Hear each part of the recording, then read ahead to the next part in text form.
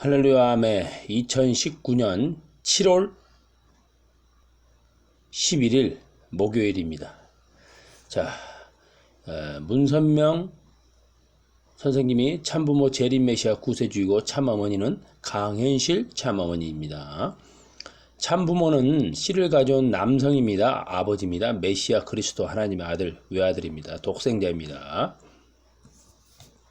그리고 후계자는 문형진, 문신주님, 이대영 3대 왕권입니다. 그 이외에는 이단자 폭파자입니다.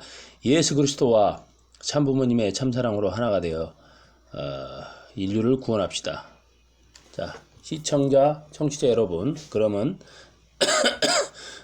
아버님 말씀 읽겠습니다. 참부모님, 하나님 아버지 말씀, 원리강론 제5절 말세와 새 말씀과 우리의 자세. 이 말씀은 원리 강론에 나온 거기 때문에 이걸 고쳐서는 안 됩니다. 아버님이 고치지 말아야겠습니다. 그냥 잘못돼도 냅두라겠습니다. 자꾸 바꾸면 변질됩니다. 세계평화통일 가정연합도 변질돼가지고 8대 교주 교본을 다 변경시켰죠. 그러면 안 됩니다. 제5절 말세와 새 말씀과 우리의 자세. 1. 말세와 새 진리. 타락인간은 종교에 의하여 신령과 진리로서 요한복음 4장 23절 그의 심령과 지능을 깨우쳐서 그의 내적인 무지를 타개하여 나아갑니다. 그런데 진리에 있어서도 내적인 무지를 타개하는 종교에 의한 내적인 진리와 외적인 무지를 타개하는 과학에 의한 외적인 진리의 두 면이 있습니다.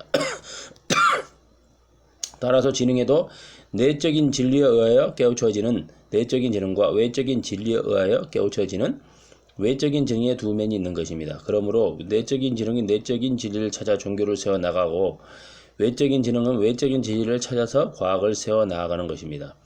신령은 무형세계에 관한 사실들이 영적 오관에 의하여 영인체의 영적으로 인식되었다가 이것이 다시 육적 오관에 공명되어 생리적으로 인식되는 것이며 진리는 유형세계로부터 직접 인간의 생리적인 감각기관에 의하여 인식되는 것입니다. 따라서 인식도 영육 양면의 과정을 거쳐서 오게 됩니다.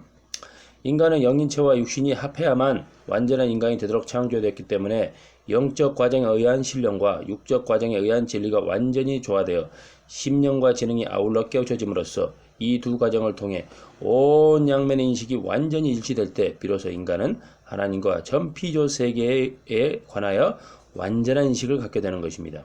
이와 같이 하나님은 타락으로 말미암아 무지에 빠진 인간으로 하여금 신령과 진리에 의하여 심령과 지능을 아울러 깨우치게 함으로써 창조 본연의 인간으로 복귀하여 나아가는 섭리를 하십니다. 그런데 인간은 하나님의 이러한 복귀 섭리의 시대적인 혜택을 받아서 그의 심령과 지능의 정도가 역사 흐름에 따라 점차로 높아지게 되는 것이므로 그를 깨우치기 위한 신령과 진리도 또한 점차로 그 정도를 높이 하지 않을 수 없는 것입니다.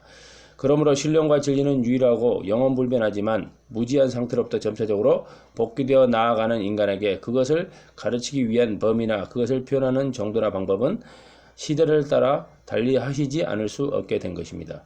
예를 들어 인간이 아직도 목매하여 진리를 직접 받을 수 없었던 구약전 시대에는 진리 대신으로 제물을 드리게 하셨고 인간의 심령과 지능의 정도가 높아짐에 따라 모세 때는 율법을 예수님 때는 복음을 주셨습니다.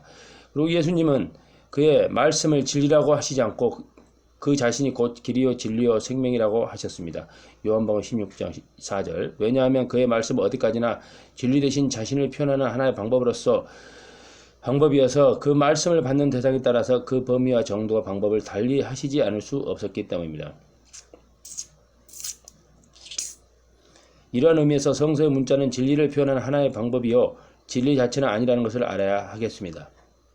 이러한 견지에 입각해서 볼 때 신약 성서는 지금으로부터 2000년 전에 있어 심령과 지능의 정도가 대단히 저급하였을 때의 인간들로 하여금 진리를 알게 하기 위해 주셨던 하나의 과정적인 교과서였음을 알 수 있습니다. 그렇다면 그 당시의 사람들을 깨우치기에 알맞도록 주셨던 한정된 범위 내에서의 비유 또는 상징적인 표현 방법 그대로를 가지고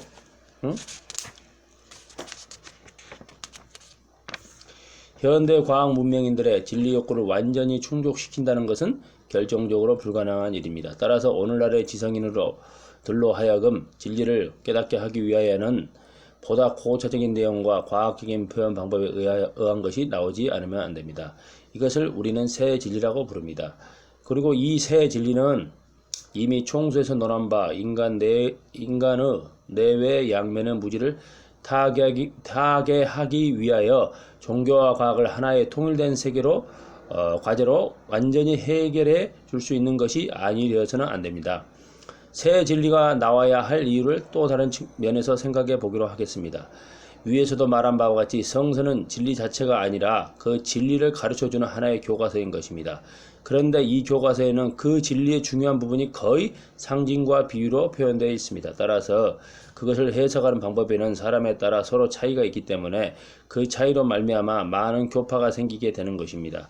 따라서 교파 분열의 제1원인은 인간에 있는 것이 아니고 성서 자체에 있기 때문에 그 분열과 싸움은 계속 확대되어 갈 수밖에 없는 것입니다.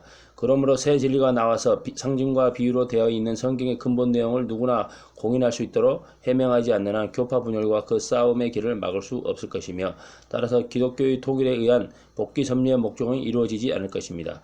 그렇기 때문에 예수님은 이것을 비사로 너희에게 일렀거니와 때가 이르면 다시 비사로 너희에게 이르지 않고 아버지에 대한 것을 밝히 이르리라.